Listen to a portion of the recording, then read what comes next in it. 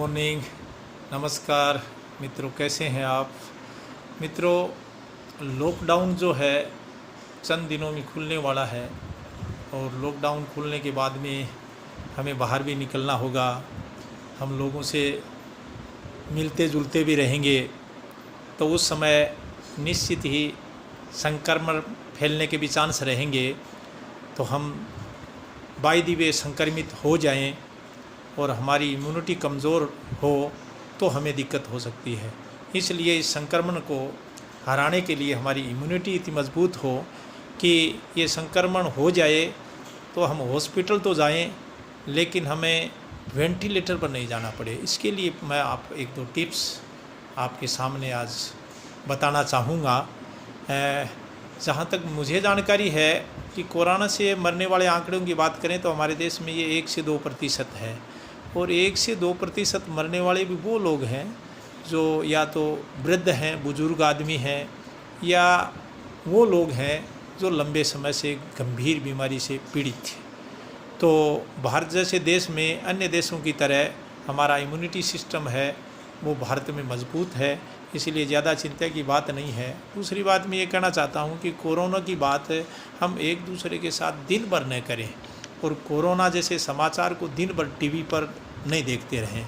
इससे भी हमारी मानसिकता नेगेटिव होती है, इम्यूनिटी पर फ़र्क पड़ता है। तो सबसे पहले इम्यूनिटी के टिप्स की बात करें तो सबसे पहले हमारा फेफड़ा कैसे स्वस्थ रहे। शरीर का एक महत्वपूर्ण अंग फेफड़ा, यदि हमारा फेफड़ा ओके है तो हमारी इम्यूनिटी ओके होती है। तो फेफड़ा स्वस्थ रखने के लिए आपको क्या करना होगा, सुबह सुबह जल्दी उठना होगा। सुबह सुबह की शुद्ध वायु और ऑक्सीजन है वो सुबह सुबह सूर्योदय से पहले मिलती है। सूर्योदय के आसपास आप उठ पाएँ तो भी बहुत बढ़िया है। तो इसलिए आप जल्दी उठें और घूमने जाएं। 1-1.5 घंटे तक आप घूमने जाएं।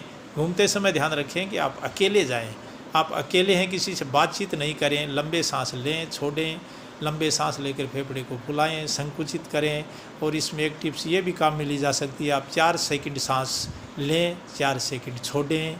यदि शुरू में आपको दिक्कत होती है तो 3 सेकंड सांस लें, 3 सेकंड छोड़ें। तो इस तरह से 6 सेकंड की आवृत्ति हुई तो लगभग आप 1 मिनट में 10 सांस लेते, सांस पर श्वास हुआ आपका। तो इसी तरह से आप योग प्राणायाम ये भी करें सुबह सुबह। तो प्राणायाम विशेष रूप से करना चाहिए।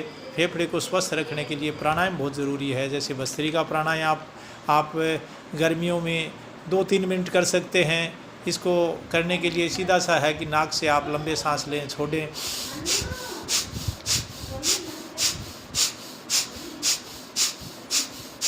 इस तरह से आप 1-2 मिनट सांस लें। इससे अपनी नोजल क्रिया एकदम स्वस्थ होती है। सांसों को चंद्र नाड़ी और ये सूर्य नाड़ी ओके होती हैं, और पिंगला नाड़ी जो श्वास की स्थिति है वो हमारी बढ़ती है।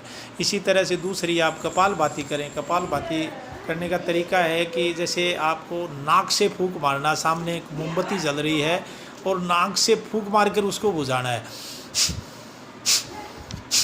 यानी पेट अंदर जाएगा, सांस बाहर निकलने का बाहर निकलने का ध्यान करना है। सांस अंदर आए इसकी तरफ आपको ध्यान नहीं देना है। तो इस तरह से आप कपालभाति 5-10 मिनट करें। उसके बाद अनुलोम विलोम आप ज़्यादा करें, 15-20 मिनट 25 मिनट तक लंबा करें।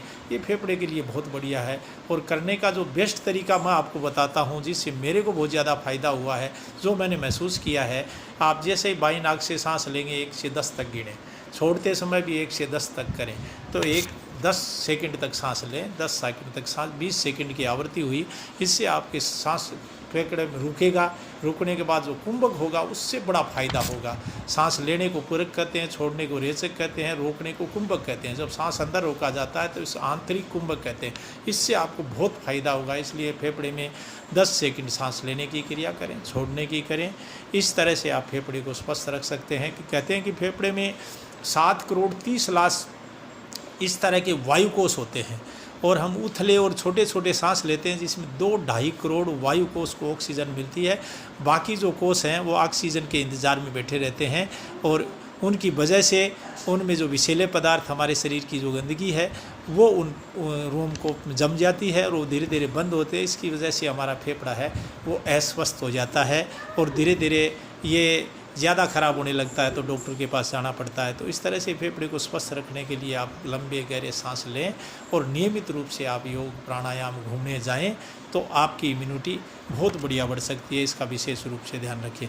दूसरी बात करें तो दूसरी इम्यूनिटी बढ़ाने के लिए सूर्य के धूप का सेवन करें। सूर्य की धूप का सेवन इम्यूनिटी बढ़ाने के लिए किसी चमत्कार से कम नहीं है मित्रों। मैं आपको बता दूं कि सूर्य की धूप से मैंने एलर्जी को ख़त्म किया है।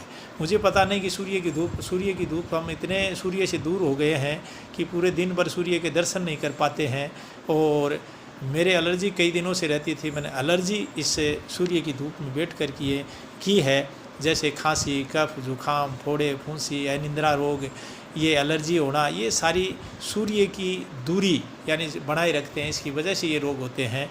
तो आप रोज़ नियमित रूप से 20-25 मिनट सूर्य की धूप में पीठ की तरफ से धूप लें, नियमित रूप से धूप का सेवन करें तो आप इम्यूनिटी बढ़ाने के लिए एक सबसे बढ़िया साधन आप इसको अपना सकते हैं।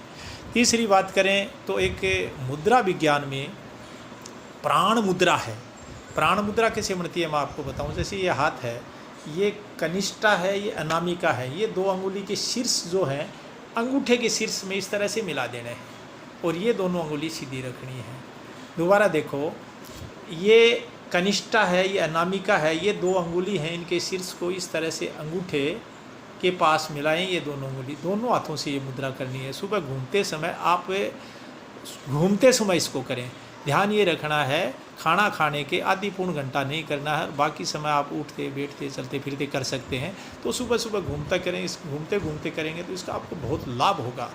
तो ये ऐसी मुद्रा है जो इम्यूनिटी बढ़ाने के लिए एक चमत्कार से कम नहीं है। इससे आप किसी भी अस्थि संबंधी या हड्डियों में या शरीर के किसी भाग में दर्द हो वो ठीक हो जाता है।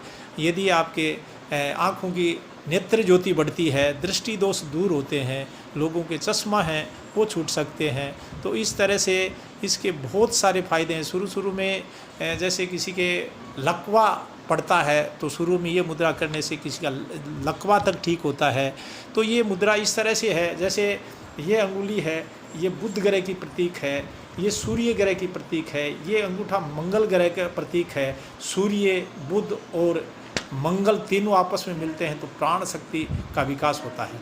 इसलिए अपने फेफड़े यहाँ जो संबंधी है प्राण वायु, यहाँ इस तरह के जो भी रोग हैं इससे सारे रोग ठीक होते हैं। ये प्राण मुद्रा आपको नियमित रूप से 50 मिनट तक करनी चाहिए। दिन में आप किसी समय इस मुद्रा को कर सकते हैं तो इसके आपको बड़े चमत्कार देखने को मिलते हैं।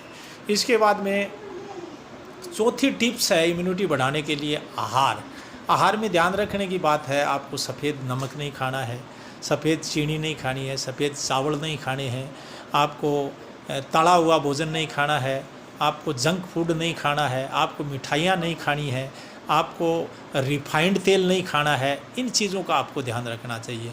अच्छा, इम्यूनिटी बढ़ाने के लिए सी विटामिन से युक्त जो आहार होते हैं ये बहुत बेहद ज़रूरी हैं। जैसे बात करें आंवला, नींबू, मौसमी, टमाटर, ताज़ा सब्जी, ताज़ा फल, अंकुरित अनाज, इन चीज़ों का आप ज़्यादा से ज़्यादा प्रयोग करें। आप रसोई घर में जैसे हल्दी, अदरक, इनका प्रयोग कर सकते हो। पानी में आप हल्दी और अदरक मिला सकते हो या दूध में हल्दी और अदरक मिलाकर आप पियो। ये इम्यूनिटी बढ़ाने के लिए बहुत बढ़िया चीज़ है। तो इस तरह से आप अपनी इम्यूनिटी बढ़ाकर किसी भी संक्रमित होने के समय आप अपना बचाव कर सकते हैं। आपको हो सकता है हॉस्पिटल जाना न पड़े और आप स्वस्थ रहें, मस्त रहें। आपने मेरी बात को सुना, बहुत बहुत धन्यवाद।